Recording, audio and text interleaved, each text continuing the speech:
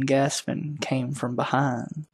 His Gucci dress shoes made a peeling sound like duct tape as Zach lifted his foot off the foam floor and to turn. Under a small table between the creaking door and the cribs, Luna sat beside his daughters. While Luna gaped, Zach's daughters crawled towards him.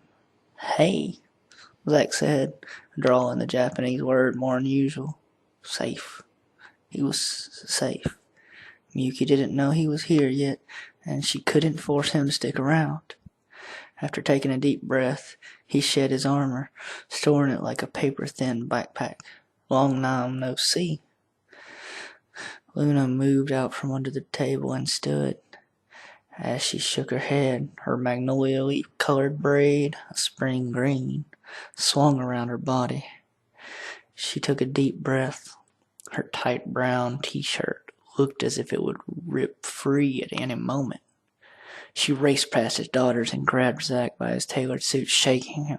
"Stupid," she said, her honeyed voice cracking. After releasing his jacket, she pounded her fist against his chest. "Stupid, stupid, stupid!" Zach pulled her into a hug, his shoulders dwarfing hers. "Good to see you, too." She returned the embrace, her warm breath pushing through his summer button-up. Her taut back and slender body felt good in his hands, pressed up against him. She had always been there for him, yet he left her with his kids, afraid of his own power, his lack of control. When Luna pulled away, her brown eyes were moist and reddened around the lids. Tears glistened atop her sharp nose, which, unlike his giant version, was dainty, cute, and had never been broken. "Where have you been?" "Trying to find balance."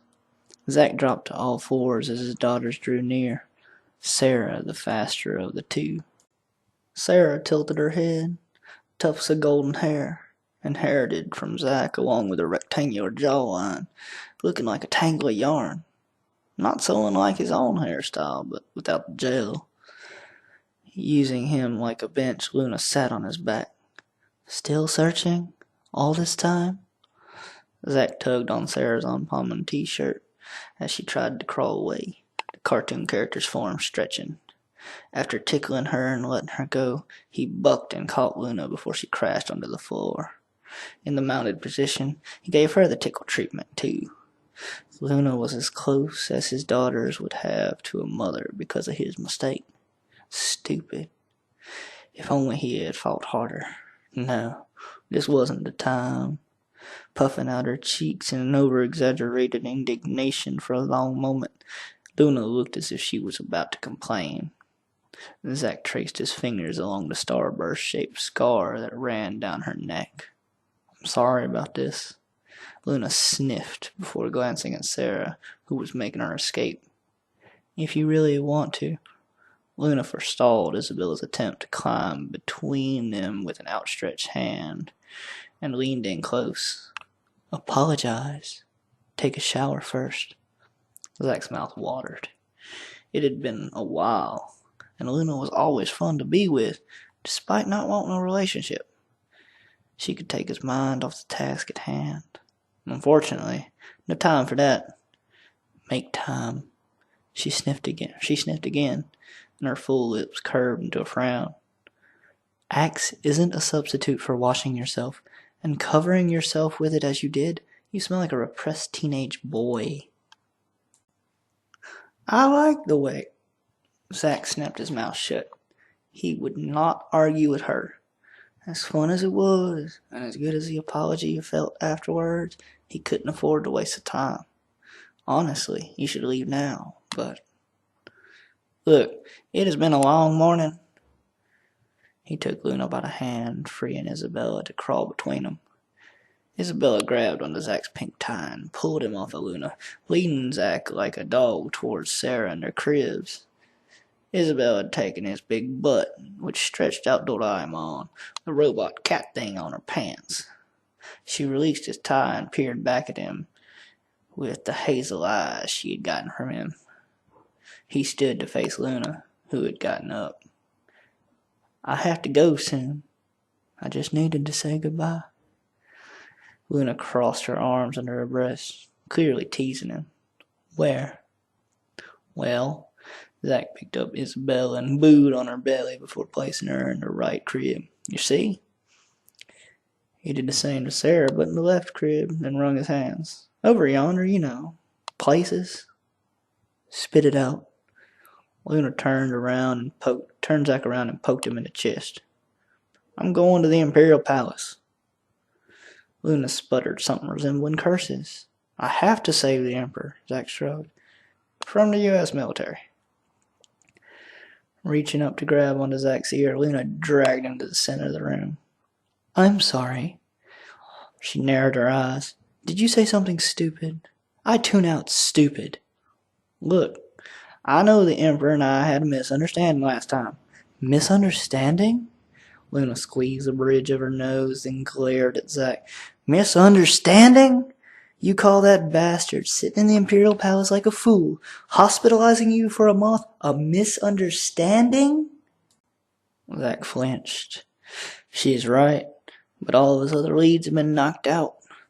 This was the only option left to him if he wanted to be free from his pirate's control. If he wanted to protect his daughters and ensure they didn't fall to their powers in the future. Sorry, no other choice. I have to save the Emperor. As much as I want to let him burn. We don't need him to fight against the U.S. military. Luna tucked her thumbs into her leather belt and widened her stance, hips thrusting forward. Besides, if they take that bastard, they might just leave. Blame him for turning the U.S. embassy into a crater. A grimace crossed Zack's face. Like you, he's an abomination artist. Luna held out her hands to Zack as if begging him to agree with her. How would they find out if you were the one who broke the treaty by mixing light and shadow paint outside the Imperial grounds? He knows. Knows what? The secret to finding balance. To insulating my thoughts with love and stopping me power from turning me into a monster. Zack glanced at Luna's starburst scar. The one he had given her, then looked away. Again. Luna tapped the center of the scar just below the collar of her t-shirt. This was not your fault. It was. Zack couldn't think about the incident right now. He needed to focus. I should have never let my power consume me. But you regained control. And now I can't remember what Natsumi or Keiko looked like, and the memory of their deaths is fuzzy. A pit grew in Zack's stomach, and it felt like the 7-Eleven rice ball he had for breakfast would find its way back into his mouth. He could imagine the texture of grits with the taste of natto touching his tongue. It was all he could do not to throw up then and there. Still facing him, Luna massaged Zack's shoulders. Her soothing touch and strong fingers were wonderful, relaxing. Do you really have to do this? Yeah, Zack said. But if the U.S. brought enough talented soldiers to assault the Imperial Palace, most of their forces are untalented. Luna guffawed, releasing Zack's shoulders and placing her hands across her middle. What do those, her words came out breathy, worthless fools expect to do without a spirit? Wouldn't last 5 seconds against Imperial guards. You underestimate them. You give them too much credit. Luna moved back to the cribs and knelt down, gathering Zack's replica trophies from each of Alabama's 15 national championships and placing them back on their shelves. Once she had picked up the smartphone, she swiped her fingers across it. When do we leave? Zack's throat constricted. He couldn't put his friends in danger. Couldn't put Luna in danger. It'd be like losing the women he loved all over again. Natsumi. Keiko. Y'all forgive me if I break my word and kill again?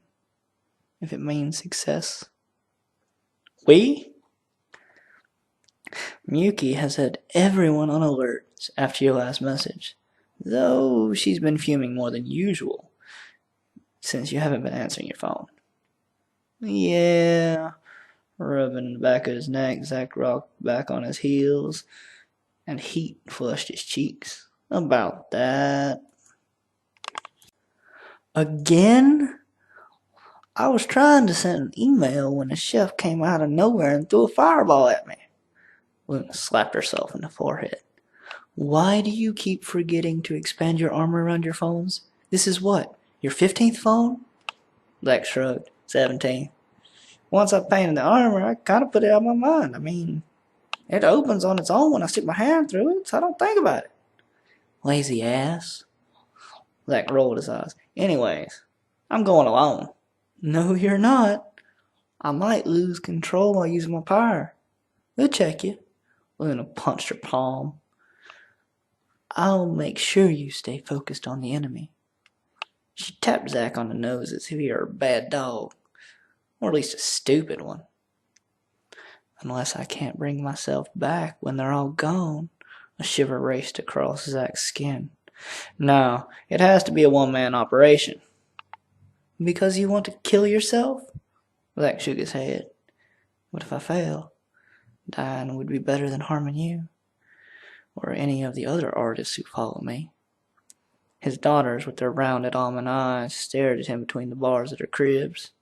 Or worse, finding my way back here to hurt my daughters. The mission, Zack's voice croaked, requires me to get to the Emperor quietly and rescue him at the last possible moment.